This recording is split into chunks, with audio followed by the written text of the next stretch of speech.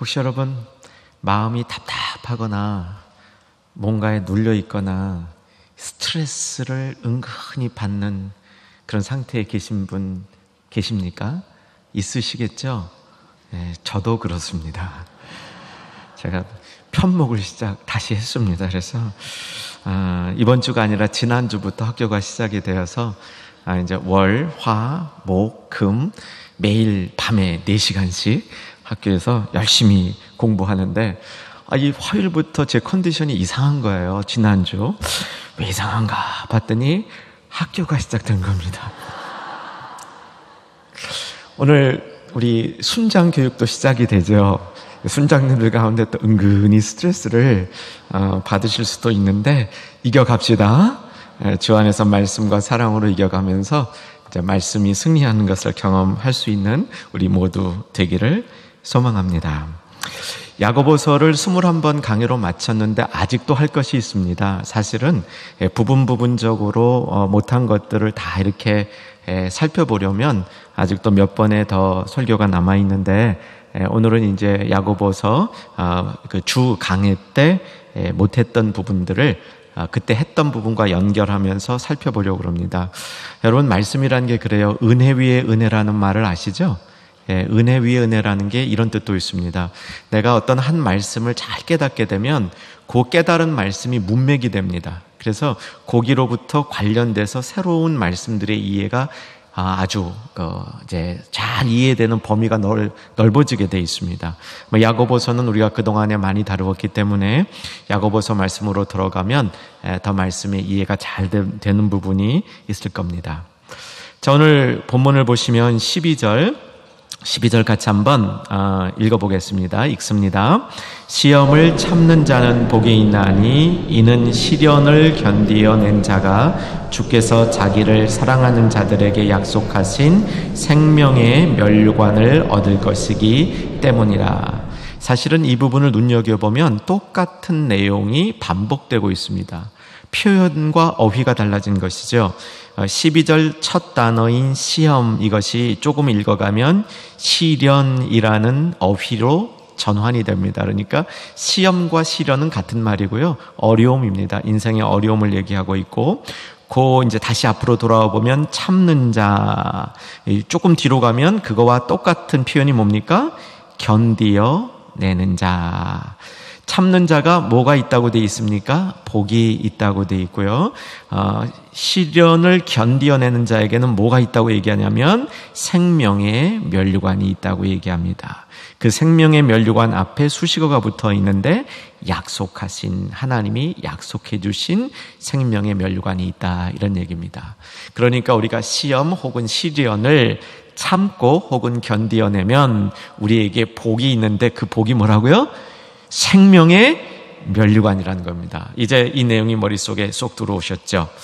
자, 그래서 우리는 시험 혹은 시련, 어려움이라는 것을 참아내고 견디어내야 되는데 이것이 무조건 우리가 이것을 버티어내는 것을 성경이 훌륭한 것이라고 얘기하지 않습니다. 바른 방법으로 참고 견디는 것이 필요합니다.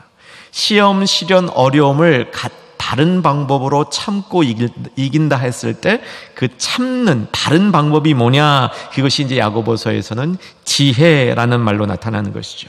바른 방법으로 참을 때 그 인내는 정말 하나님이 주시는 특별한 선물이라, 이게 이제 야고보서 및 신약 성경 전체에서 가르쳐주는 주된 지혜입니다. 자, 그래서 이 부분을 다시 한번 확인해 보면 유명한 로마서 5장 3절과 4절이죠. 암송 못 하시는 분은 피시고 암송하시는 분은 그냥 암송 준비하시면 됩니다. 로마서 5장 3절에서 4절 245쪽입니다. 245쪽 로마서 5장 3절에서 4절입니다. 자, 제가 찾으신 줄 알고 앞부분을 읽어드리면서 여러분이 이어 읽게 하겠습니다. 다만 이뿐 아니라 우리가 환난 중에도 즐거워하나니, 여러분 차례입니다.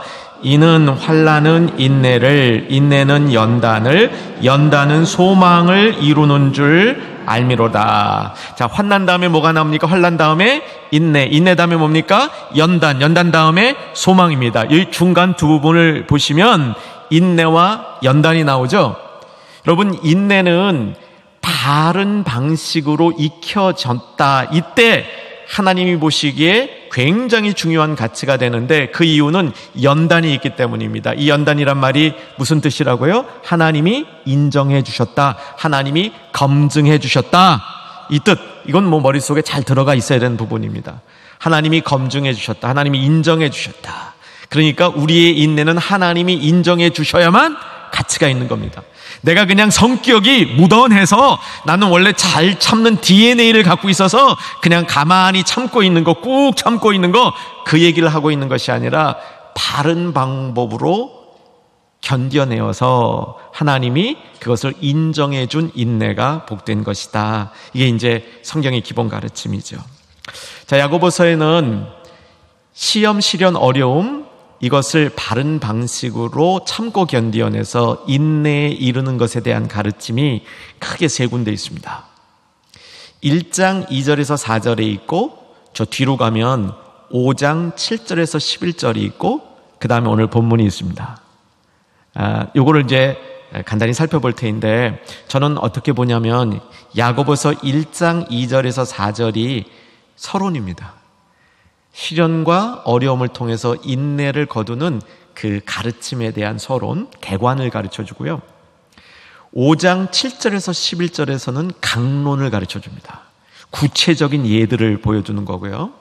오늘 본문인 1장 12절에서 15절, 특별히 12절에서는 결론을 가르쳐 줍니다. 그 결론은 생명의 면류관이다, 이겁니다. 생명의 면류관이 결론이라는 겁니다.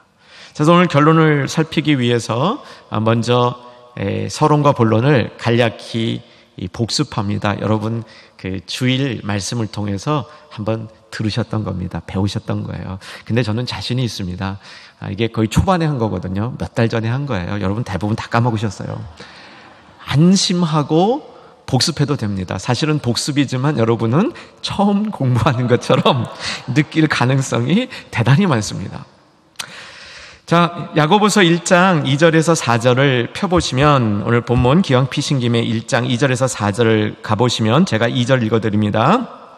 내 형제들아, 너희가 여러 가지 시험을 당하거든 온전히 기쁘게 여기라. 아마 기억날 거예요. 시험은 여러 가지가 몰려온다. 그래서 시험과 깡패는 비슷하다. 기억나실 거예요. 근데 이게 꼭 기억해야 될 부분인 것 같아요. 정말 성도님들, 어려움을 당하는 성도님들을 위해서 마음이 쓰이고 기도하다 보면 어려움이 하나 온 경우가 대개 아닙니다. 몇 가지가 겹쳐서 와요. 그래서 믿음의 용사들도 몇 가지 시험이 겹쳐서 오면 낙심하는 거죠. 기쁨을 잃어버리는 겁니다. 시험 개론에는 정말 우리가 하나님이 인정하신 인내를 이루려면 여러 가지 시험 닥쳐오는 것을 이상히 여기지 말고, 그때도 온전히 기뻐할 수 있을 때 1장 4절에 인내가 만들어내는 이상적인 사람, 온전하고 구비되어 조금도 부족함이 없는 사람이 된다. 이것이 서론입니다. 그런데 온전히 기뻐하라, 이 말을 한번 복습하고 간다는 겁니다. 온전히 기뻐한다는 말은 뭐냐면, 한 시간도 나는 기쁨을 잃어버린다, 이렇게 보시면 우리의 경험과 다릅니다. 우리는 기쁨을 잃어버려요. 시험을 닥치면 기쁨을 잃어버리게 되어 있습니다. 그런데 온전히 기뻐하라, 이 얘기는 기쁨을 싹 잃어버린 그런 때가 없도록 하라는 겁니다. 어려움과 힘든 가운데서도 기쁨의 한 자락을 가지고 있으면, 이 기쁨이라는 게 참 특별한 능력이 있어요. 우리 기쁨이라는 것이 없어졌다가 어느 순간에 갑자기 옵니다. 이거 예수 믿고 구원받은 사람 그렇습니다. 제가 단언을 할 수 있습니다. 오늘 예배 드리기 전에, 말씀 드리기 전에, 말씀 듣기 전에, 오늘 이 자리에 나오기 전에 기쁨을 잠시 소멸하신 분들도 어느 순간에 하나님이 만져주시면 기쁨이 살아나게 되어 있습니다. 오늘 이런 예배 되기를 주의 이름으로 축원합니다. 그런데 믿는 사람 특징이 있습니다. 하나님의 말씀이 내 안에 빛을 탁 던져주면, 하나님의 말씀의 빛을 내 마음에 탁 받으면 그 순간에 기쁨이 확 살아나는 거예요.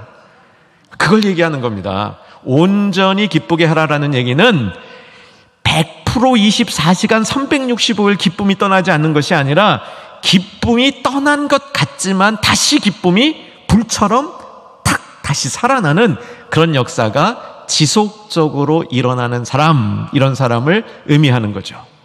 그래서 우리는 환난 중에 기쁨을 가지게 되면 그 기쁨이 환난을 이기는 사인이 된다, 이겁니다. 이게 이제 서론인데 서론의 한 부분을 좀 더 다뤄야 됩니다. 뭐냐면 성경을 읽다 보면 인내라는 말과 오래 참음이라는 말이 나오죠. 보통 이게 이 두 가지가 이제 큰 이 단어입니다. 인내와 오래 참음. 어떤 때는 원어를 좀 이렇게 섞어서 번역도 하지만 대부분은 다른 원어가 쓰이고 있고, 이제 인내라는 말은 뭐 원어로 휘포모네이라는 말이고, 오래 참음이라는 말은 이제 마크로투미아라는 말인데, 이 두 가지의 차이점을 알고 있으면 좋습니다. 물론 수학 공식은 아닙니다. 늘 그런 건 아닌데 대체로 그러니까 오래 참음은 사람에 관련된 일을 성경에서 주로 오래 참음이란 말을 쓰고요. 인내는 사건에 관련될 때 그렇게 사용을 합니다. 이거는 뭐 공식은 아니라고 말씀드렸습니다. 오래 참음은 아주 힘 있는 약이다, 특효약이다, 이렇게 보통 이제 그 1세기 이제 주석가들이 그렇게 이제 주석을 했어요. 그래서 오래 참는 건 특효약이다, 힘이 있는 약이다, powerful medicine, 이렇게 설명을 많이 했고요. 인내는 좋은 것을 가져다 준다, 그렇게 설명을 합니다. 인내가 있으면, 인내하면 좋은 게 온다, 그렇게 설명을 해주고 있습니다.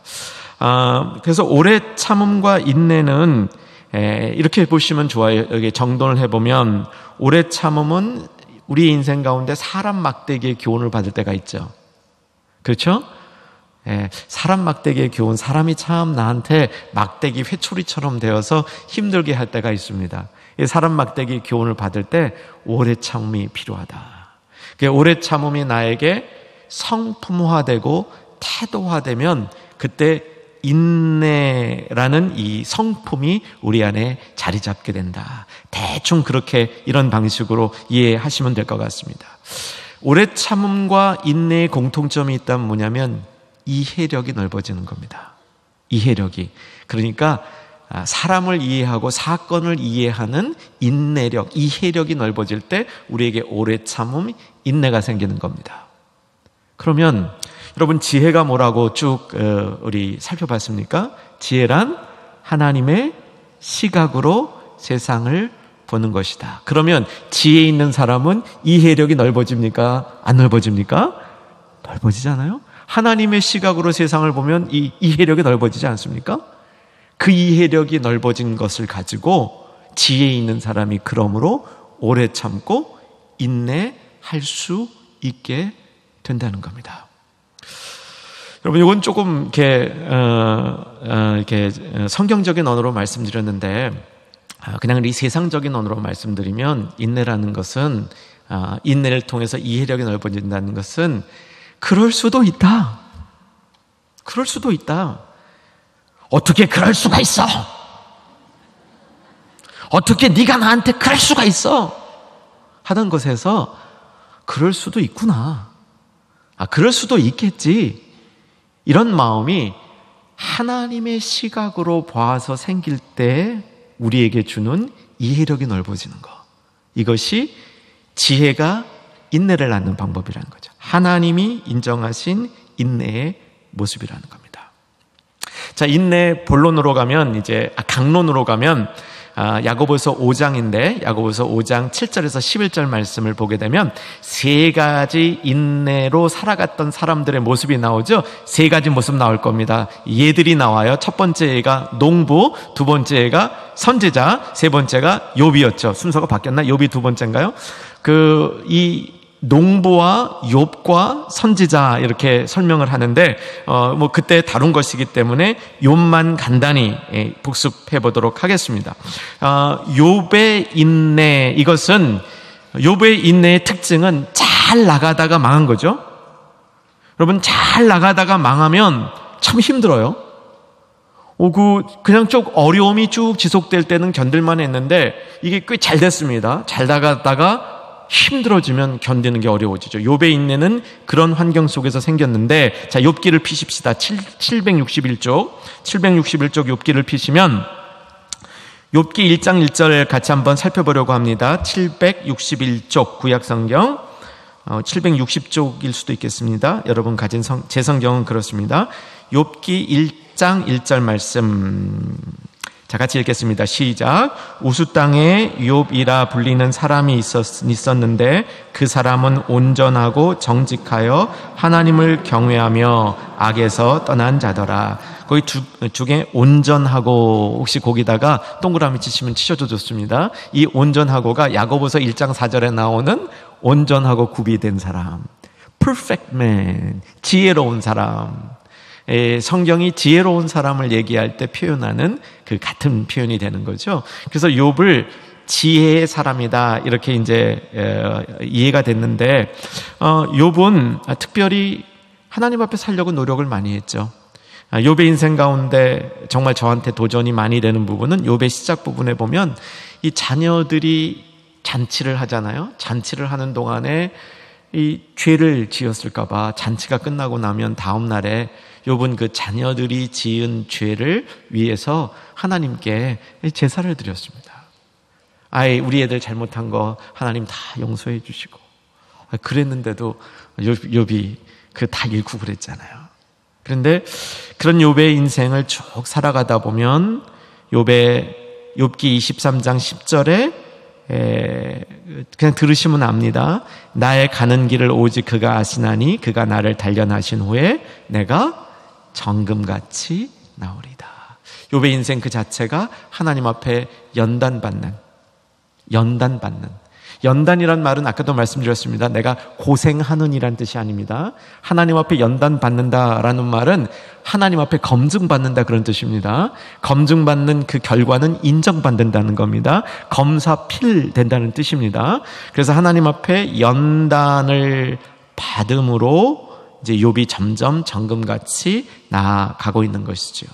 그래서 욥기 맨 마지막 42장 5절에 보면 내가 주께 대하여 귀로 듣기만 하였사더니 이제는 눈으로 주를 배움나이다.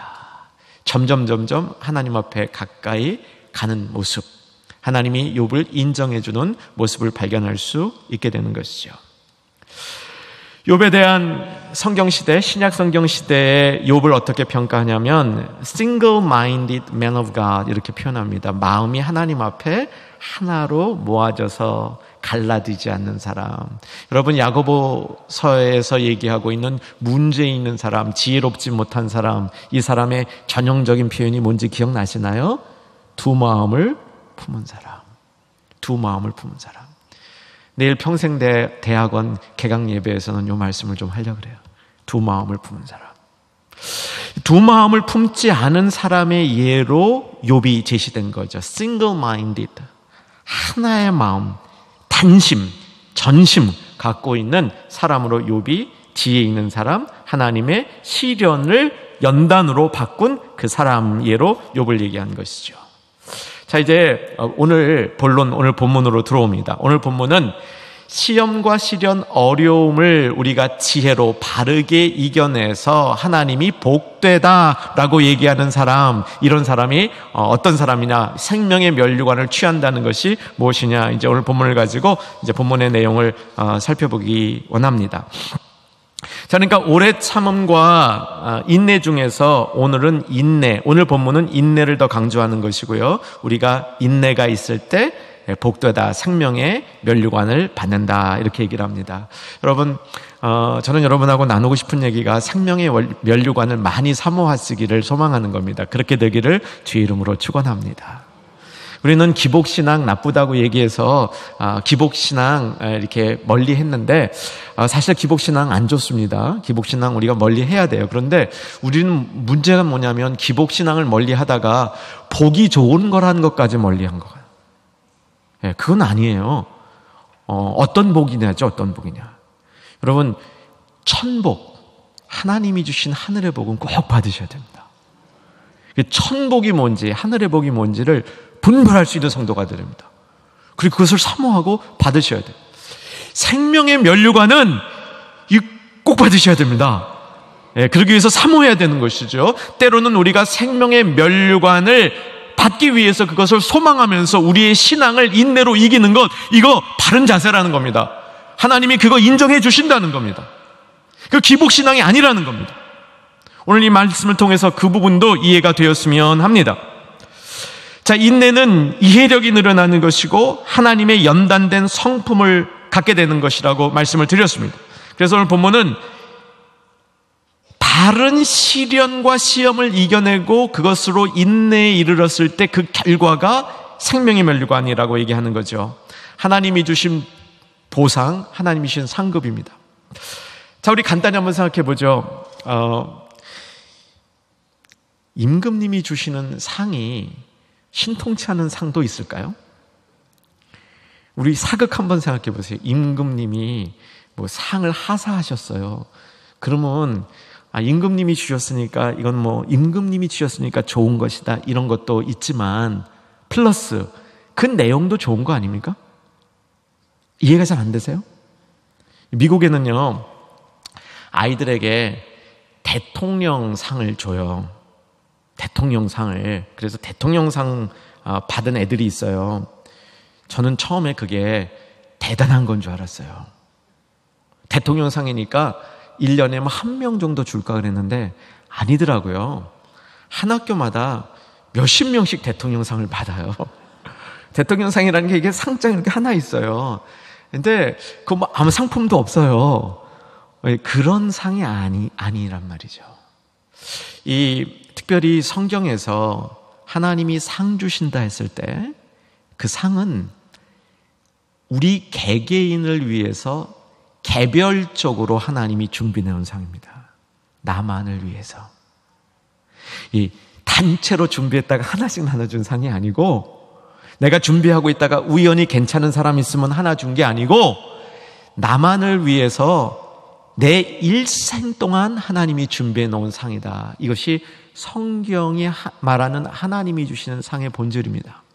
그래서 생명의 면류관은 매우 가치가 있는 것이죠. 자, 생명의 면류관이라 했을 때 생명의 면류관은 바꿔 얘기하면 생명이라는 면류관이다, 이렇게 그 의미를 해석해도 좋습니다. 생명의 면류관이 뭘까? 우리가 면류관을 하나 받았는데 그 면류관에 보석이 달려 있는데 그 보석의 이름이 생명이다, 이렇게 연상하셔도 괜찮습니다.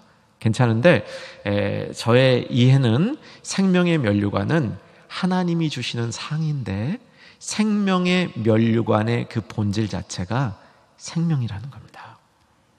그래서 생명의 면류관은 영원한 생명으로 갈 수 있는 특권이면서 그 생명의 면류관을 받을 사람들은 이 땅에 사는 동안에도 생명을 가지고 생명을 소중하게 여기면서 살아간다는 겁니다. 자, 어리석은 부자의 비유 한번 다시 이렇게 되짚어보죠. 부자가 있었습니다. 소출이 많아졌습니다. 소출이 많아지니까 당연히 소출을 이렇게 저장해 둘 수 있는 창고를 크게 지었습니다. 많아졌으니까 크게 지어야 될 거 아니에요? 짓고 거기다가 가득 그 자기가 번 거를 집어놨어요. 보기만 해도 즐겁죠. 그죠? 보기만 해도 즐거워요. 그걸 매일 보면서 즐겼습니다. 여기에 큰 분기점이 있어요. 이게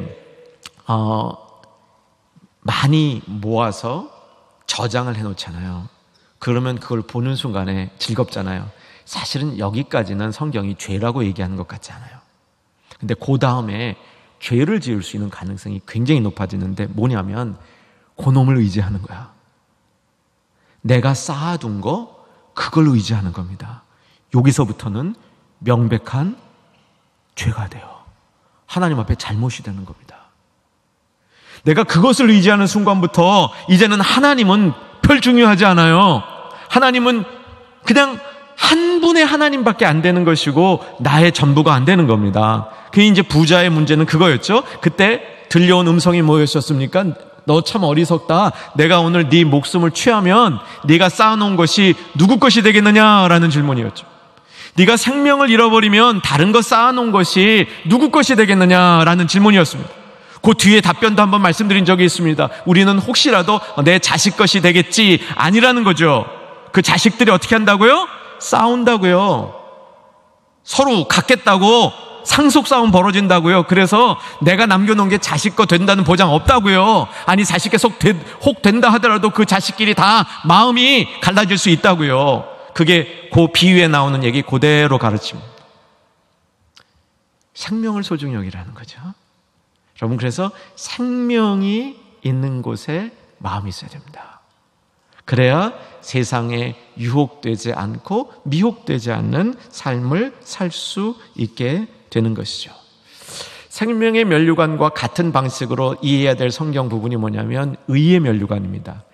의의 면류관. 이것도 사모하시기를 주의 이름으로 축원합니다. 자, 그럼 의의 면류관이 뭐겠습니까? 면류관을 하나 주님이 주셨는데 그 면류관에 보석이 달렸는데 보석의 이름이 의다 이렇게 생각하셔도 괜찮아요. 그런데 저는 어떻게 생각하냐면 면류관 자체가 의예요. 하나님이 하나님의 의를 우리에게 주실 때 그게 면류관인 거죠. 저는 그렇게 생각합니다. 그게 선물이라는 겁니다. 그 선물을 우리가 받는 거죠. 그래서 의의 면류관을 받아야 우리가 천국에 가는 겁니다. 왜냐하면 천국에 가려면 내 의만 갖고는 안 되고 예수님의 의를 덧입어야 되기 때문에. 그래서 예수님의 의를 우리에게 주는 것을 뭐냐? 의의 면류관. 그러면 의를 우리가 예수님 걸 받아서 천국에 갈 수 있다. 이렇게 이해하는 것이 제가 판단에는 조금 더 성경적인 이해다. 이렇게 생각이 듭니다. 근데 이 생명의 면류관을 뭐라고 얘기하냐면 약속하신이란 말이 붙어있어요. 약속하신. 생명의 면류관을 하나님께서 약속해 두셨다는 겁니다. 하나님의 약속은 신실하죠? 하나님의 약속은 변함이 없습니다. 야고보서 우리 본문 조금 뒤에 읽어나가면 하나님이 어떤 분이시냐 얘기하냐면 야고보서로 가주시고요. 야고보서 1장 지난번 강의 때 제가 이 부분을 크게 강조는 못했는데 야고보서 1장을 보시면 1장 17절 읽습니다. 시작. 온갖 좋은 은사와 온전한 선물이 다 위로부터 빛들의 아버지께로부터 내려오나니 그는 변함도 없으시고 회전하는 그림자도 없으시니라. 하나님을 말할 때 하나님은 전혀 변동이 없으시다는 거예요. 이거는 하나님의 신실하심을 표현하는 방식이에요. 하나님은 정말로 정하신 일에 변함이 없다는 겁니다. 그래서 약속하신 것을 하나님은 지키신다는 겁니다. 그래서 우리에게 생명의 면류관을 주신다는 하나님의 약속은 신실하게 하나님이 지켜주시는데 하나님은 우리를 향하여 언약 3가지를 주신다 그랬습니다. 뚜리 피 기억나시죠? 뭡니까? 공급을 주시고 보호를 주시고 계획을 갖고 계시다. 하나님은 이 일에 있어서 참 신실하다는 겁니다. 그래서 하나님의 약속을 받은 우리들은 어떻게 해야 되냐면 우리는 그 하나님을 신뢰하고 하나님의 뜻을 따르며 하나님의 뜻이 이 땅에 이루어지도록 힘써야 되는 겁니다. 여러분 꼭 그렇게 사시기를 주 안에서 주님의 이름으로 축원합니다. 하나님이 신실하시니까 우리도 하나님께서 신실하신 하나님이 공급해 주시고 보호해 주시고 계획을 갖고 계시다는 사실을 하나님처럼 신실하게 그것을 붙들고 하나님을 신뢰하고 믿고 하나님의 뜻을 소중히 여기고 그 뜻이 이 땅에 이루어지기를 사는 거죠. 그래서 구약시대 때는 그것이 하나님을 경배하고 이웃을 사랑하고 신약시대 와서도 마찬가지죠. 그렇게 우리에게 살아가는 일들을 명해 주신 것이 약속하신 생명의 면류관을 붙들고 살아가는 성도들 그 삶에 반드시 나타나야 하는 부분이라는 겁니다. 자, 이제 시험과 시련을 이기는 자들은 오늘 본문에서 생명의 면류관 복을 주신다 그랬는데 그 다음 13절 이하로 보게 되면 이렇게 조금 더 부연 설명이 거기에 나오고 있습니다. 그래서 생명의 면류관 우리가 받을 때 이를 위하여 갖추어 줘야 될 것이 무엇이냐 13절에서 15절 사이에 나오고 있습니다. 그러기 위해서 우리는 시험을 다음과 같은 방법으로 견뎌내야 된다라고 얘기를 하는데 13절과 14절 같이 한번 먼저 보겠습니다. 달아 읽습니다. 시작. 사람이 시험을 받을 때 내가 하나님께 시험을 받는다 하지 말지니 하나님은 악에게 시험을 받지도 아니하시고 친히 아무도 시험하지 아니하시느니라. 오직 각 사람이 시험을 받는 것은 자기 욕심에 끌려 미혹됨이니. 14절에 오직 사람이 시험 받는 것은 자기 욕심에 끌려 미혹됨이니 이렇게 돼 있고요. 13절에 가면 시험을 받을 때 하나님께 시험 받는다 하지 말아라 라고 얘기되어 있습니다. 하나님이 우리를 시험하지 않는다. 이 말은 우리가 이렇게 들으셔야 돼요. 이것은 하나님이 우리를 훈련시키는 시험은 하세요. 이제 훈련이에요. 그런데 우리를 유혹에 빠져서 망하게 하는 시험은 안 한다는 뜻이에요. 아브라함을 시험하사 이삭 바치는가 안 바치는가 하나님이 하셨습니다. 예수님도 마귀에게 이끌려 시험을 받으셨습니다. 이것은 아까 얘기했듯이 인내를 낳아서 하나님의 연단, 하나님이 검증해 주는 작업을 위해서는 하시는데 우리를 망하게 하는 시험 하나님이 안 하신다는 겁니다. 그렇게 이해하시면 되고요. 자, 우리는 시험이나 어려움을 겪을 때 끊임없이 자기를 정당화하는 일을 합니다. 자기를 끊임없이 정당화할 뿐만 아니라 때로는 자책 심하게 하는 경우도 반대로 나타나죠. 근데 우리가 정말 해야 될 부분은 뭐냐면 내가 미혹된 부분은 없는가 이것을 점검해야 됩니다. 내가 미혹된 부분은 없는가. 14절에 보면 오직 각 사람이 시험을 받는 것은 자기 욕심에 끌려 뭐되니? 미혹됨이니 라고 얘기를 합니다. 미혹됨이니.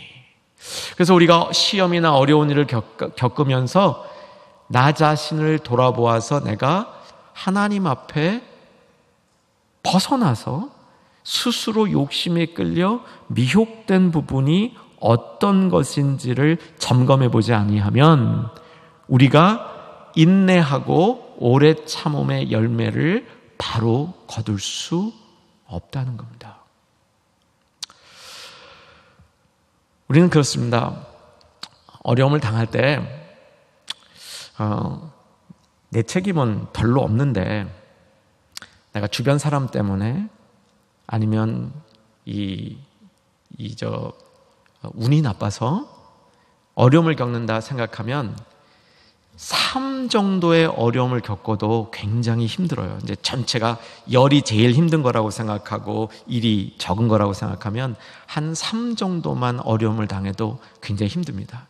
이거 내가 왜 해야 되나? 제가 요즘 다 그렇거든요. 근데 내가 원래 하나님 앞에 내 모습을 잘 살펴봐서 내가 당해야 될 게 한 10쯤 되는데 3 감해줘서 7만 하라 그러면 신나요. 3 감 받았기 때문에 신납니다. 미혹된다는 게 뭐냐면 내가 하나님 앞에 잘못된 게 없다고 자꾸 생각하는 거예요. 나는 정당한데, 나는 문제가 없는데, 제가 문제고, 주변이 문제고, 재수가 없고, 구조가 문제고, 이렇게 생각하면 그거를 통해서 미혹이 우리 가운데 참 많이 들어온다는 거예요. 미혹이 있으면 시험과 어려움을 바른 인내로 바꿀 수 없다고 얘기를 합니다. 자, 그래서 15절에 가보면 뭐라고 되어 있습니까? 15절 같이 읽습니다. 시작. 욕심이 잉태한 즉 죄를 낳고 죄가 장성한 즉 사망을 낳느니라. 욕심, 죄, 사망 사이클입니다. 그때 사이클을 뭐라고 얘기하냐면 나타라고 얘기합니다. 이게 이제 낳기만 하는 게 아니라 장성도 해요. 성장도 합니다. 태어나서 가만히 있는 것이 아니라 성장해가지고 완전히 사망으로 간다는 거죠. 욕심, 죄, 사망이죠. 미혹됐을 때 일어나는 현상이죠. 그런데 정말 지혜는 뭐냐면 어려움과 시련이 있을 때 그것을 바른 지혜로 대하여서 우리에게 인내 나오면 하나님이 그것을 인정해 주시는 연단에 이르게 된다. 이게 바른 사이클입니다. 그래서 조금 아까 이 말씀, 이게 이 말씀 말씀을 보게 되면 21절이죠. 21절 가게 되면 21절 말씀, 그러므로 모든 더러운 것과 넘치는 악을 내어버리고 너희 영혼을 능히 구원할 바 마음에 심어진 말씀을 온유함으로 받으라. 이렇게 답이 나오는 거죠. 그리고 하나님께서 진리의 말씀으로 우리를 낳았다라고 선포하는 겁니다. 진리의 말씀으로 우리를 하나님이 낳으셨기 때문에 죄와 욕심과 죄와 사망이 이 사이클로 지나가서 그것으로 죄로 욕심이 죄를 잉태하고 죄가 장성해서 사망을 이루는 길을 가지 않을 수 있는 겁니다. 우리는 진리로 낳은 하나님의 백성들이기 때문입니다. 사랑하는 여러분, 생명의 면류관을 사모하십시다. 그래서 우리에게 일어나고 있는 시련과 시험들, 어려움들을 어떻게 이겨야 될지를 우리 마음 가운데 결단하십시다. 진리의 말씀으로 낳은 자녀들, 그 진리의 말씀으로 낳은 자녀들에게 하나님이 정한 삶의 여정을 살아간 다음에 생명의 면류관이 있음을 기억하시고 그 길을 걸어가는 우리 모두 되기를 주의 이름으로 축원합니다. 구주 예수 그리스도의 은혜와 하나님 아버지의 크신 사랑과 성령님의 내주교통 위로 충만케 하심이 시련 중에 오래 참음과 인내의 열매를 걷기를 소망한 주의 백성들 위해 이제로부터 영원토록 함께 있을지어다.